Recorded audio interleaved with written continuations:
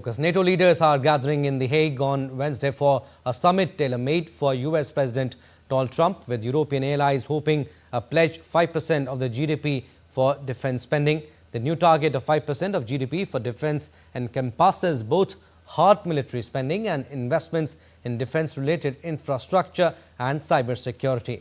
NATO Secretary General Mark Rutte has said that the United States is totally committed to the alliance's mutual defense clause after President Donald Trump appeared to cast doubt on it.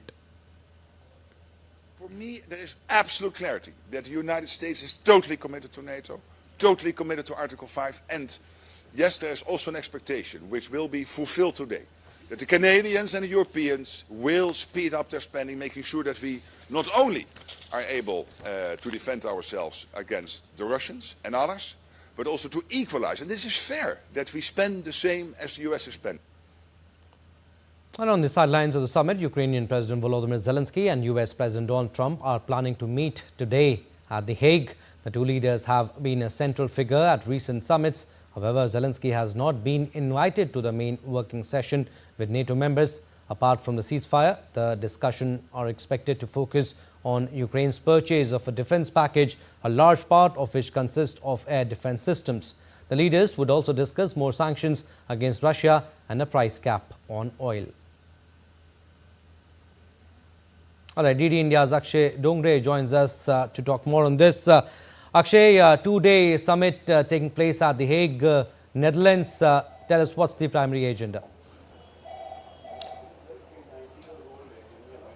Well, Abhishek, as far as the agenda is concerned, clearly whatever has been going on in the past 1 month, especially the kind of escalations that we are seeing around the world, the kind of tensions that are not only impacting the global economy, it's also impacting the growth of several countries because the disruptions that are taking place, the way conflict is essentially disturbing the growth of the countries, global economy, supply chains, dependence on energy sources, and free trade free trade and movement of people from different parts of the world to another parts. That all has been getting disrupted with the kind of conflicts that we are taking that are taking place around the world. So the kind of agenda that is going to be on the top of all of the world leaders is going to be a strategy towards peace, a strategy towards de-escalation of the conflicts that are taking place in the world. And it's not just one conflict that will be sole focus. These conflicts are connected, and if left unchecked, left unresolved, these can spiral into something much more bigger.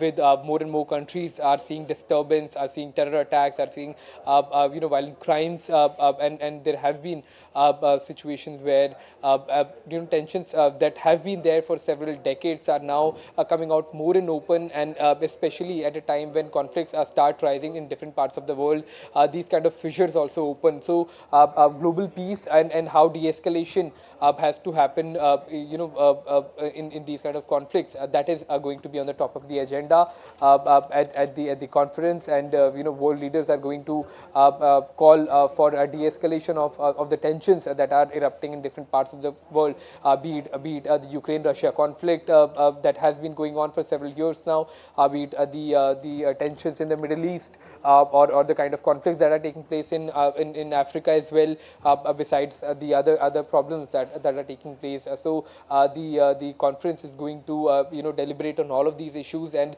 world leaders will be brainstorming over what steps can be taken for a more permanent peace in these kind of conflicts that are erupting very, very frequently in today's world. Akshay, also defense spending is front and center this year.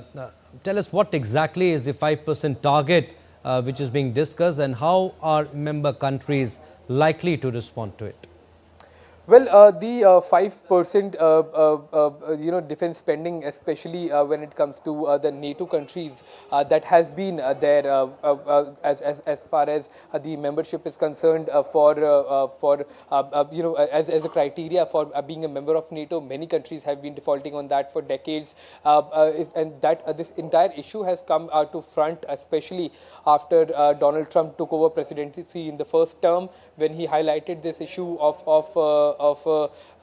defense spending. Then again, there have been calls by the US especially to do more by the European partners, by the NATO partners. Many have been doing it, many have not been doing it, and there has been a strong stance by the US especially, that has been the biggest contributor of NATO, to not get involved after a certain point if the other member states are not doing their part. So that is the core point behind the 5% defense spending that has been a condition for the NATO membership. All right, Akshay, we'll leave it at that. Thanks for your inputs.